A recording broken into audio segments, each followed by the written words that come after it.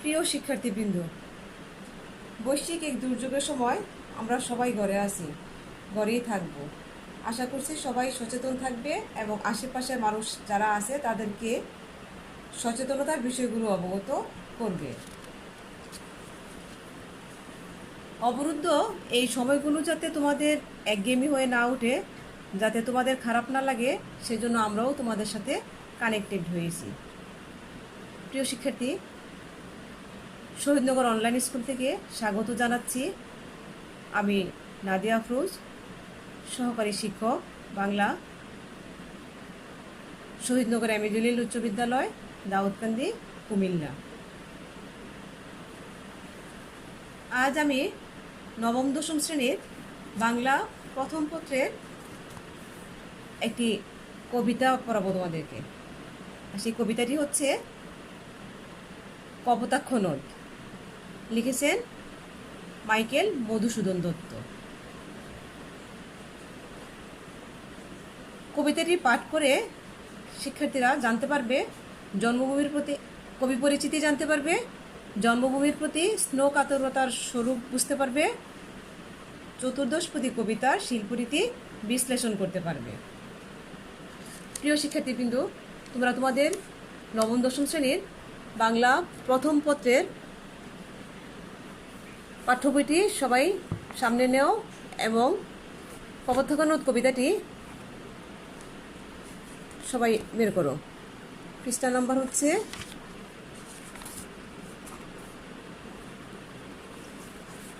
পৃষ্ঠা নাম্বার 198।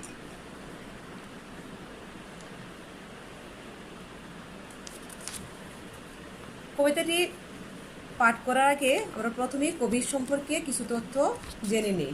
যেমন কবির জন্ম, মৃত্যু, কবির শিক্ষা জীবন, ব্যক্তি জীবন, তার উল্লেখযোগ্য রচনা, এই তথ্যগুলি আমরা একটু জেনে নিই। মন দিয়ে শুনো সবাই। কবি মাইকেল মধুসূদন দত্ত জন্মগ্রহণ করেন 1824 সালের 25শে জানুয়ারি যশোরের সাগরদাড়ি গ্রামে। মৃত্যুবরণ করেন 1873 সালের 29শে জুন কলকাতায়। কবির শিক্ষা জীবন দেখো। প্রথমে কবি কলকাতার খিদিরপুর স্কুলে পড়েন এবং পরে কলকাতার হিন্দু কলেজে ভর্তি হন। 1862 সালে ব্যারিস্টারি পড়ার জন্য কবি বিলাতে যান।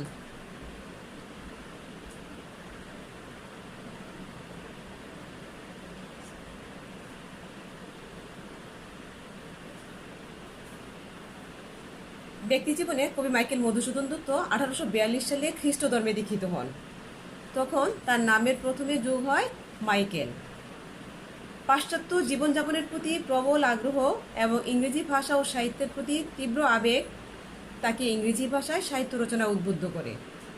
পরবর্তীকালে জীবনের বিচিত্র কষ্টকর অভিজ্ঞতায় তার এই ভুল ভেঙেছিল।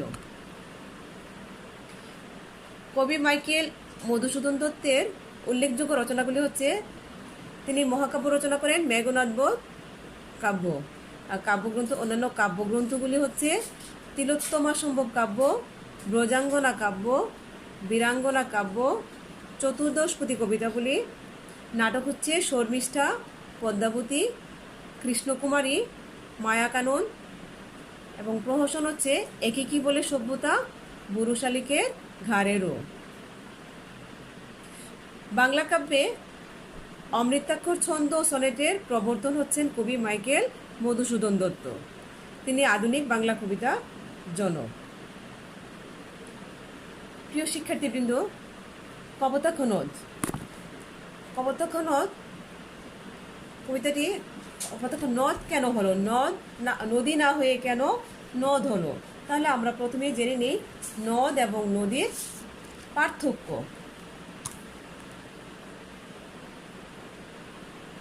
নদ ও নদীর পার্থক্য সম্পূর্ণভাবে ব্যাকরণগত এবং লিঙ্গগঠিত। সাধারণত পুরুষবাচক শব্দের সাথে নদ যুক্ত হয়, যেমন ব্রহ্মপুত্র নদ, নীল নদ, ভৈরব নদ, কপোতাক্ষ নদ ইত্যাদি।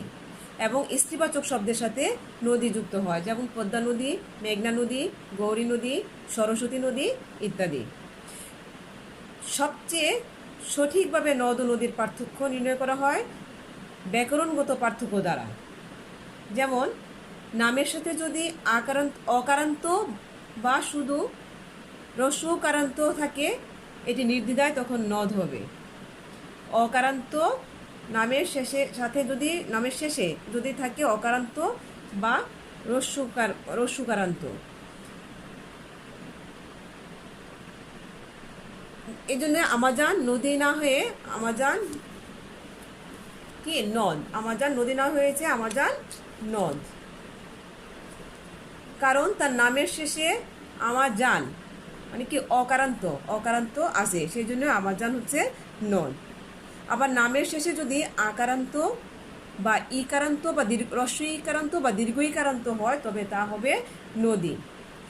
যেমন আরিয়াল খা নদী, সরস্বতী নদী, আরিয়াল খা আকারান্ত, সরস্বতী নদী, সরস্বতী কি ইকারান্ত, হ্রস্ব ইকারান্ত, মেঘনা নদী আকারান্ত ইত্যাদি। তাহলে নদ এবং নদীর সবচেয়ে সঠিক পার্থক্যটা হচ্ছে ব্যাকরণগত।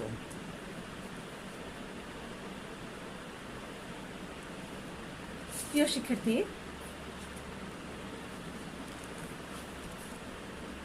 কপোতাক্ষ নদ কবিতাটি হচ্ছে একটি চতুর্দশপদী কবিতা বা সনেট কবিতা। চতুর্দশপদী কবিতা বা সনেট কাকে বলে? বাংলায় যাকে বলে চতুর্দশপদী কবিতা, ইংরেজিতে তাকে বলে সনেট। 14 চরণ সমন্বিত ভাবসংহত সুনির্দিষ্ট এক বিশেষ দলের কবিতা হচ্ছে চতুর্দশপদী কবিতা। সনেটের প্রথম 8 চরণের স্তবককে বলে অষ্টক এবং শেষের 6 চরণের স্তবককে বলে ষষ্ঠক। প্রথম 8 চরণকে বলে অষ্টক আর শেষের 6 চরণকে বলে ষষ্ঠক। অষ্টকে থাকে ভাবের প্রবর্তনা আর ষষ্ঠকে থাকে ভাবের পরিণতি। প্রিয় শিক্ষার্থীবৃন্দ, নিশ্চয়ই তোমাদের প্রশ্ন যাচ্ছে প্রবর্তনা বা পরিণতি কি? যেমন ধরো, তুমি কোনো বাড়িতে বেড়াতে গেলে, সেখানে গিয়ে দেখলে একটা ঘরে খুব সুন্দরভাবে লাল নীল কাগজ দিয়ে খুব সুন্দরভাবে সাজানো আছে, কিন্তু তুমি বুঝতে পারলে না সেখানে কি হবে বা কি ঘটবে। সেটাই হচ্ছে ভাবের প্রবর্তনা। কিছুক্ষণ পর যখন তুমি দেখলে সেখানে লেখা আছে বড় করে হ্যাপি বার্থডে টু অমুক, তখন তুমি বুঝতে পারবে কি সেখানে একটা বার্থডে অনুষ্ঠান হবে। সেটাই হচ্ছে ভাবের পরিণতি। আর চতুর্দশপদী কবিতার কয়েক প্রকার অন্তমিল প্রচলিত আছে।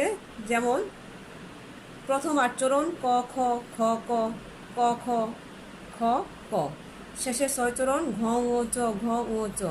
বিভিন্ন ধরনের অন্তমিল আছে, তবে আমাদের কপোতাক্ষ নদ কবিতার মিলবিন্যাসটা হচ্ছে এরকম: ক খ ক খ ক খ খ ক, প্রথম 8 চরণ, আর শেষের 6 চরণ হচ্ছে গ ঘ গ ঘ গ ঘ।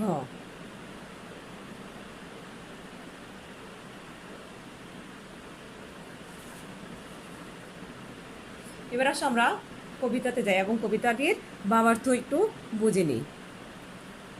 কপোতাক্ষ নদ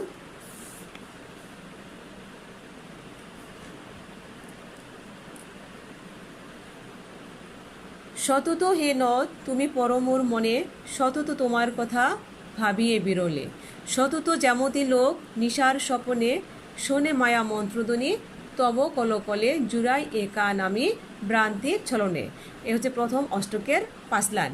সতত মানে কি সর্বদা।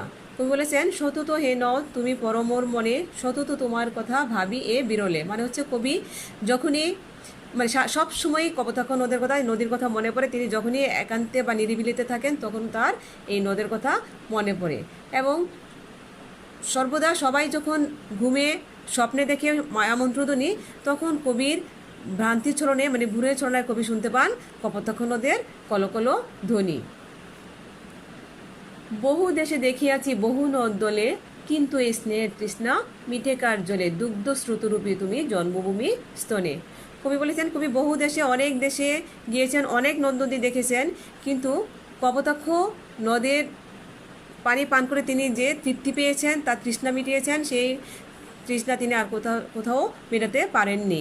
কপোতাক্ষ নদ যেন কবির মায়ের জন্মভূমি, মানে বা মায়ের দুধের সাথে, মায়ের দুধ বাচ্চারা যখন ভূমিষ্ঠ হয় তখন মায়ের দুধ পান করে বড় হয়, কবিও যেন কপোতাক্ষ নদের সেই পানি পান করে মায়ের দুধের সাথে তুলনা করেছেন। আর কি হে হবে দেখা যতদিন যাবে, প্রজারূপে রাজরূপ সাগরের দিতে, বাড়িরূপ কর তুমি এ মিনতি গাবে, বঙ্গজ জনের কানে সখে সখারিতে, নাম তার এই প্রবাসে মজি প্রেম ভাবে, লইছে যে তব না বঙ্গের সঙ্গীতে। কবি মনে সন্দেহ জাগে। কবি তো এই কবিতাটি ফ্রান্সে বসে লিখেছেন। কবি যখন ফ্রান্সে ছিলেন তখন তিনি খুব অর্থকষ্টে ছিলেন। তিনি তার নিজ দেশে ফিরে আসতে পারবেন কিনা তার মনে সন্দেহ জাগে। তাই তিনি বলেছেন, আর কি হবে দেখা যতদিন যাবে, প্রজারূপে রাজরূপ সাগর দিতে। এখানে প্রজা বলতে বোঝানো হয়েছে কপোতাক্ষ নদকে, এবং সাগরকে রাজা বোঝানো হয়েছে।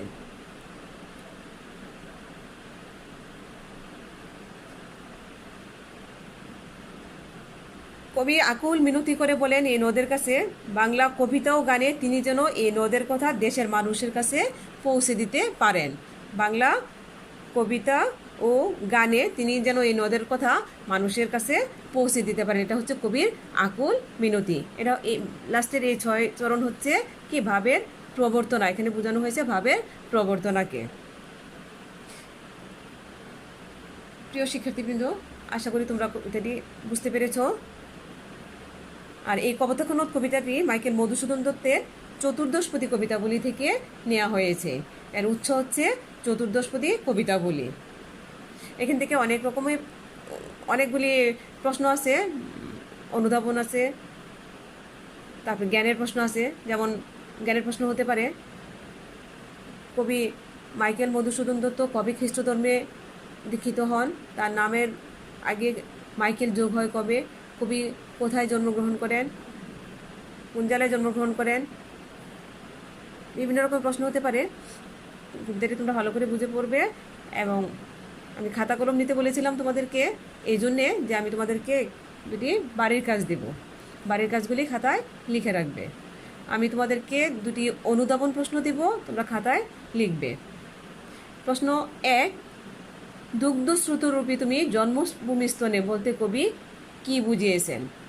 দুগ্ধ স্রোতরূপী তুমি জন্মভূমি স্তনে বলতে কবি কি বুঝিয়েছেন? আরেকটা প্রশ্ন দেখো, প্রজারূপে রাজরূপ সাগরের দিতে, বাড়িরূপ করো তুমি এ মিনতি গাবে, বলতে কবি কি বুঝিয়েছেন? এই দুটি প্রশ্ন তোমরা খাতায় লিখবে। প্রিয় শিক্ষার্থীবৃন্দ, আশা করি সবাই বাড়িতেই থাকবে, ভালো থাকবে, সুস্থ থাকবে। আজকের মতো এখানেই শেষ করলাম। ধন্যবাদ সবাইকে।